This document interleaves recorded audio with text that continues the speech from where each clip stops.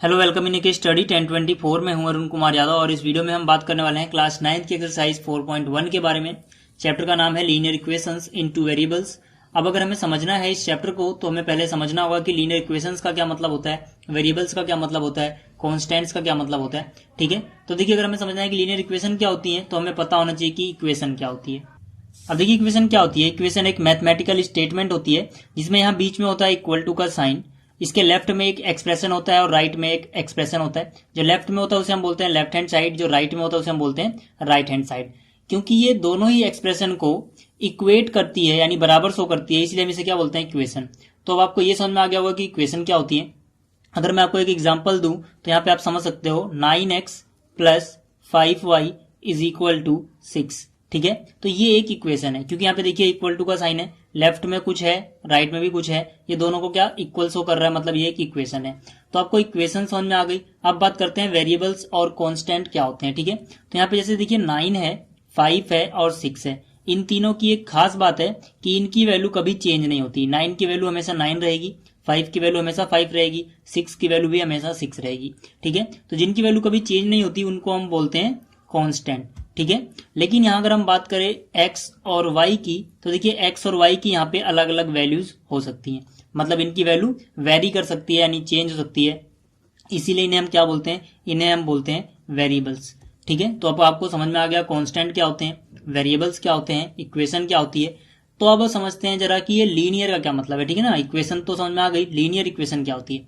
ठीक है, देखिए लीनियर इक्वेशन वो इक्वेशंस होती हैं जिनकी जो डिग्री है वो 1 होती है। अब ये डिग्री क्या चीज है, डिग्री होती है किसी भी इक्वेशन की, उस इक्वेशन में जो वेरिएबल यूज हुए हैं उनकी हाईएस्ट पावर कितनी है। ठीक है, जैसे कि अगर यहाँ पे बात करें तो यहाँ पे x की पावर 1 है और y की पावर 1 है, तो हाईएस्ट पावर 1 ही हुई। ठीक है ना, तो यानी इसकी डिग्री क्या हो गई 1। तो यानी कि इक्वेशन भी है और लीनियर इक्वेशन भी है। लेकिन अगर मैं बात करूं जैसे कि यहाँ पर 9x square plus 6 is equal to 0, तो यहाँ पर देखिए एक ही वेरिएबल यूज हुआ है x और उसकी पावर कितनी है 2 है। ठीक है, तो इसकी डिग्री क्या हो जाएगी 2 हो जाएगी। लेकिन यहीं पे अगर मैं यहाँ पे लगा दूं एक और वेरिएबल और इसकी पावर अब 3 लिख दूं, अब क्या होगी इसकी डिग्री, देखिए यहाँ पे x की पावर 2 है और y की पावर 3 है। अब 2 और 3 में से हाईएस्ट कौन है 3, तो मतलब जो इसकी डिग्री होगी वो 3 हो जाएगी। तो अगर एक टर्म में एक ही वेरिएबल है तब तो पहचानना आसान होता है कि डिग्री क्या है। लेकिन अगर मान लीजिए कुछ इस तरह से सवाल आ जाए 9xy plus 5x square Z square is equal to 0। अब ये इक्वेशन तो है क्योंकि यहाँ पे इक्वल टू का साइन है। ठीक है, और लेफ्ट में कुछ है और राइट में कुछ है, दोनों को इक्वेट कर रहा है। लेकिन इसकी डिग्री कैसे निकालेंगे अब हम, अब देखिए यहाँ पे एक ही टर्म में दो वेरिएबल है। ठीक है, एक्स और वाई। एक ही टर्म का मतलब है जब तक आपको प्लस या माइनस का सिंबल नहीं मिलता आप सबको एक टर्म मानोगे। अब देखिए यहाँ पे प्लस आ गया तो मतलब ये दूसरी टर्म हो गई। तो इसकी डिग्री कैसे निकालेंगे, यहाँ पर एक्स की पावर 1 वाई की पावर 1। ठीक है, तो इनको हम ऐड कर देंगे। जब एक साथ चिपका के लिखे हो दो वेरिएबल्स मल्टीप्लाई हो रहे हो तो उनकी पावर ऐड करो, कितनी हो गई 2। तो यहां से हमें 2 मिला। लेकिन यहाँ पे अगर हम ऐड करें जेड की पावर 2 एक्स की पावर 2, तो यहाँ पे मल्टीप्लाई हो रहा है तो आप अगर ऐड करोगे तो कितना हो जाएगा 4 हो जाएगा। 2 और 4 में कौन बड़ा है 4। ठीक है, तो इसकी डिग्री क्या होगी 4 होगी। इसी तरह से अगर आपको ऐसा नजर आता है 5xy plus Z is equal to 0, तो आप इसे लीनियर इक्वेशन समझने की गलती मत करना, क्योंकि दिखने में तो लग रहा है कि यहाँ भी 1 है पावर, यहाँ भी 1 है पावर, यहाँ भी 1 है पावर, तो ये लीनियर इक्वेशन होनी चाहिए। लेकिन ऐसा है नहीं। क्यों, क्योंकि ये देखिए ये दोनों अलग अलग टर्म्स नहीं है, एक ही टर्म है, तो ये दोनों मल्टीप्लाई में। तो हम क्या करेंगे, इनकी पावर को ऐड करके डिग्री काउंट करेंगे। ठीक है ना, तो डिग्री कैसे काउंट होगी 1 + 1 2 और यहाँ पे 1। ठीक है, तो 1 और 2 में से कौन बड़ा हुआ 2, तो ये असलियत में इसकी डिग्री कितनी है 2 है, ना कि 1 है। तो जिसकी डिग्री अगर 1 होगी जैसे यहाँ पे था उसको हम बोलते हैं लीनियर इक्वेशन। तो हमारे सिलेबस में यही है, लीनियर इक्वेशन प्लस में दो वेरिएबल होने चाहिए। ठीक है ना, अभी जो हमें पढ़ना है इस चैप्टर में, तो यहाँ पे एक वेरिएबल दूसरा वेरिएबल, दो वेरिएबल हो गए। चलिए आपको इतना समझ में आ गया। अब बात कर लेते हैं जरा लीनियर इक्वेशन की स्टैंडर्ड फॉर्म के बारे में। इसकी स्टैंडर्ड फॉर्म होती है ax plus by plus c is equal to 0, जहां पर x और y क्या है ये वेरिएबल्स हैं और a b c क्या है ये कांस्टेंट है। अब फिर से एक कॉन्सेप्ट जो हमारे दिमाग में गलत फीड किया हुआ है वो ये है कि हम में से अक्सर बहुत से लोग ये समझते हैं कि जो इंग्लिश के अक्षर से शो किया गया है जैसे A B C D X Y Z, उसको हम वेरिएबल मानते हैं। ठीक है, और जो सिंपल काउंटिंग है उसे ही कांस्टेंट मानते हैं। ये गलत है। देखिए हम इंग्लिश के अक्षरों से कांस्टेंट को भी शो कर सकते हैं, बशर्ते उसकी जो वैल्यू है हम ये मान के चलेंगे कि चेंज नहीं होगी। तो कांस्टेंट का होना या वेरिएबल का होना इस बात पे डिपेंड करता है कि उसकी वैल्यू चेंज हो रही है या नहीं हो रही है। हो रही होगी तो वेरिएबल होगा, चेंज नहीं हो रही होगी तो कांस्टेंट होगा। इस बात पे डिपेंड नहीं करता कि वो इंग्लिश का अक्षर से शो किया गया या फिर नहीं। ठीक है, उम्मीद आपको समझ में आ गया होगा। तो इस चैप्टर में आपको ये मान के चलना है कि यहाँ पर एक्स और वाई की वैल्यू चेंज हो सकती है, इसीलिए ये वेरिएबल्स हैं। ए बी सी फिक्स रहेंगे हमेशा, इसलिए ये कांस्टेंट है। जैसे कि देखिए मैंने यहाँ पे एक एग्जांपल लिखा है, एक इक्वेशन लिखी है 5x + 6y + 8 = 0। तो यहाँ पे अगर हम ए बी और सी पता लगाना चाहते हैं तो हम इसको इससे कंपेयर करके पता लगाएंगे। जैसे कि जो यहाँ पे x के साथ होगा वो उसे ए बोलेंगे, तो यहाँ x के साथ क्या है 5, मतलब a की वैल्यू होगी 5। b क्या होता है, जो y के साथ होता है, मतलब उसका कोफिशिएंट, तो यहाँ पे y के साथ क्या है 6, तो b की वैल्यू 6 हो गई। जो अकेली टर्म होती है उसे हम c बोलते हैं, तो अकेला यहाँ पे क्या है +8, तो c की वैल्यू +8 हो गई। तो यहाँ पे देखिए a की वैल्यू 5 है, b की वैल्यू 6 है, c की वैल्यू 8 है, ये तीनों ही क्या है कांस्टेंट, इसीलिए हम a b c को कांस्टेंट बोलेंगे। और x और y की वैल्यू चेंज होती है, इन्हें हम वेरिएबल्स बोलेंगे। अब शुरू करते हैं एक्सरसाइज 4.1। अब देखिए जो क्वेश्चन नंबर 1 है, इसमें हमसे बोला गया था cost of a notebook is twice of cost of a pen, write a linear equation in 2 variables to represent this statement. मतलब हमें क्या गिवन है, हमें नोटबुक की कॉस्ट जो है बताई गई कि वो डबल है पेन की कॉस्ट से, और हमें इसको एक लीनियर इक्वेशन में शो करना है, इसमें 2 वेरिएबल्स हो। तो मान लेते हैं कि जो कॉस्ट है एक नोटबुक की वो x रुपीज है, और जो कॉस्ट है एक पेन की वो y रुपीज है। अकॉर्डिंग टू क्वेश्चन के हिसाब से जो कॉस्ट होगी नोटबुक की वो क्या होगी, 2 टाइम्स होगी कॉस्ट ऑफ पेन के। कॉस्ट ऑफ नोटबुक को हमने क्या बोला x रुपीज, तो इसकी जगह आएगा यहाँ पे x इज इक्वल टू के नीचे इज इक्वल टू 2 इंटू में क्या है कॉस्ट ऑफ पेन, पेन की कॉस्ट कितनी है y, तो यहाँ पे इसकी कॉस्ट की जगह कितना आ जाएगा 2y। तो यहाँ से अगर हम 2y को इधर लाएं तो x अपनी जगह रहेगा, 2y के पहले यहाँ पर क्या है प्लस है तो ये माइनस में आएगा, यानी x - 2y is equal to क्या बचेगा 0। तो ये हमारे पास एक इक्वेशन आ गई जो कि लीनियर है, क्योंकि यहाँ पे x की पावर 1 है, y की पावर 1 है, मतलब मैक्सिमम पावर 1 है, तो लीनियर इक्वेशन है। और इसमें 2 वेरिएबल्स हैं, यानी कि ये लीनियर इक्वेशन इन 2 वेरिएबल्स में शो हो गया। तो अब बात करते हैं इसके क्वेश्चन नंबर 2 की। अब देखिए जिसका क्वेश्चन नंबर 2 है, इसमें हमें एक्सप्रेस करना है in the form of ax + by + c = 0, और फिर a b और c की वैल्यू फाइंड आउट करनी है। तो हमारे पास जो इसका पहला पार्ट है उसमें 2x + 3y = 9.35 बार गिवन है। तो यहाँ पे देखिए क्या होता है, इक्वल टू के राइट साइड में सिर्फ 0 होना चाहिए, तो इसको हम पहले इधर लाएंगे।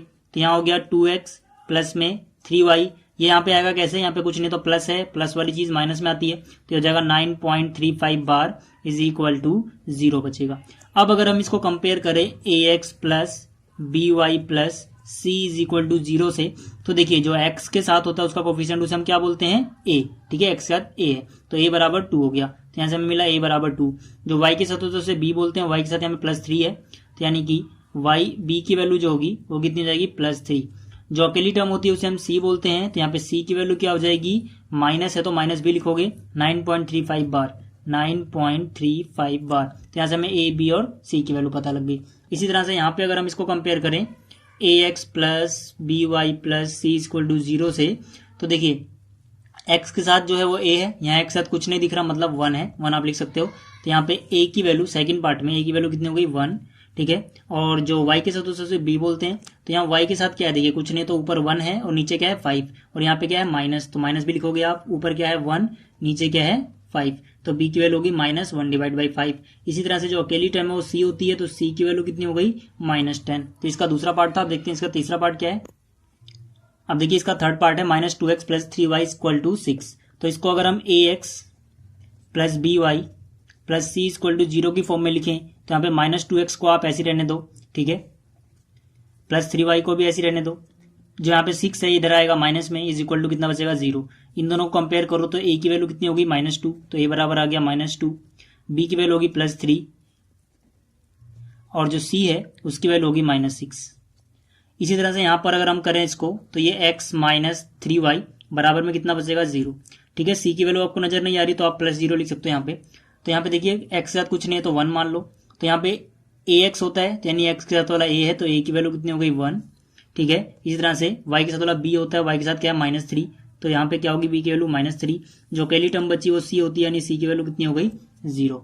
अब देखिए इसका फिफ्थ पार्ट है 2x = -5y, तो 2x को यहीं रहने दो, -5y इधर आएगा प्लस में, तो ये जाएगा +5y बराबर में कितना बचेगा 0, ठीक है। कांस्टेंट टर्म नजर नहीं आ रही तो यहाँ पे +0 लिख सकते हो।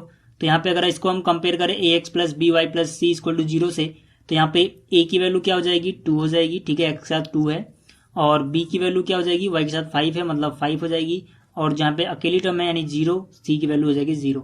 इसी तरह से यहाँ पर देखिए 3x + 2 = 0 है, y वाली टर्म इसमें गायब है दूसरे वेरिएबल वाली, तो हम क्या लिखेंगे 3x + 0 × y प्लस में 2 = 0, ठीक है। देखिए अगर मैंने 0 को y से मल्टीप्लाई किया तो 0 ही हो गया, ठीक है, तो प्लस 0 लेकिन तो कोई फर्क नहीं पड़ा, तो हम ऐसा लिख सकते हैं। तो अब ये ax plus B Y plus C equal to 0 की फॉर्म में है, तो यहाँ पे a की वैल्यू क्या हो गई 3, b की वैल्यू क्या हो गई जो y के साथ है यानी 0, और c की वैल्यू क्या हो गई 2। तो ये था इसका 6th पार्ट। अब देखते हैं इसके अगले पार्ट्स क्या है। अब देखिए जो इसका 7th पार्ट है, इसमें y माइनस 2 इक्वल टू 0 दिया हुआ है, तो यहाँ पे x वाली टर्म गायब है, तो इसको हम लिख सकते हैं 0x plus Y minus 2 is equal to 0। ax से कंपेयर करोगे तो a की वैल्यू कितनी हो जाएगी 0, इसे by से कंपेयर करोगे तो b की जो वैल्यू है यहाँ पे कुछ नहीं तो 1 लिख सकते हो आप, यानी 1 हो जाएगी, और जो c की वैल्यू है वो कितनी हो जाएगी, वो जाएगी -2। इसी तरह से यहाँ पे अगर हम बात करें तो देखिए 2x को अगर हम इधर लाएं तो ये जाएगा -2x, y वाली टर्म गायब है तो इसको हम लिख सकते हैं 0y, प्लस में 5 यहीं पे रहे तो इसको यहीं रहने दो, बराबर में कितना बचेगा 0। तो यहाँ से a की वैल्यू हो गई -2, b की वैल्यू हो गई 0 और c की वैल्यू हो गई 5, ठीक है। तो देखिए हर क्वेश्चन में एक और बात है कि अगर आप इसको इधर ना लाके इसको उधर ले आते तब भी आंसर सही होता। मेरे कहने का मतलब है जैसे यहाँ पे 5 इक्वल टू 2x था और मैं यहाँ पर 5 को उधर ले आता तो यहाँ पे 0 बचता, उस तरफ क्या बचता 2x, और 5 कहाँ जाता माइनस में, तो इसको मैं लिखता 0 equal to 2x plus 0y minus 5। अब अगर मैं कंपेयर करूं तो a की वैल्यू कितनी आएगी 2, b की वैल्यू कितनी आएगी 0 और c की वैल्यू कितनी आएगी -5। लेकिन यहाँ पर क्या है, a की वैल्यू -2, b की वैल्यू 0, c की वैल्यू 5। तो हर क्वेश्चन में ऐसा हो सकता है, ठीक है। आप हर क्वेश्चन में चाहो तो दोनों तरफ माइनस से मल्टीप्लाई करो, इनके निशान बदल जाएंगे। इसी तरह से आप चाहो तो कहीं भी करके देख लो, इसमें दोनों तरफ मल्टीप्लाई कर दो माइनस से, क्योंकि हम -1 से दोनों तरफ मल्टीप्लाई कर सकते हैं, तो सबके निशान क्या होंगे, बदल जाएंगे। तो अगर कहीं पे आप ये मत सोचना कि पता कैसे लगता है कि हम इस वाली टर्म को इधर लाएंगे या इसको उधर ले आएंगे, आप किसी तरफ भी ले जाओ आंसर सही आएगा, ठीक है ना। जब एक की वैल्यू चेंज होगी तो दूसरी की भी चेंज हो जाएगी। जैसे कि यहाँ पे a बराबर -2 है तो a की वैल्यू माइनस में है लेकिन c की वैल्यू प्लस में है, तो यहाँ पर उसका उल्टा हो जाएगा, c की वैल्यू माइनस में आएगी, a की वैल्यू प्लस में आ जाएगी, तो वो बैलेंस हो जाता है, ठीक है।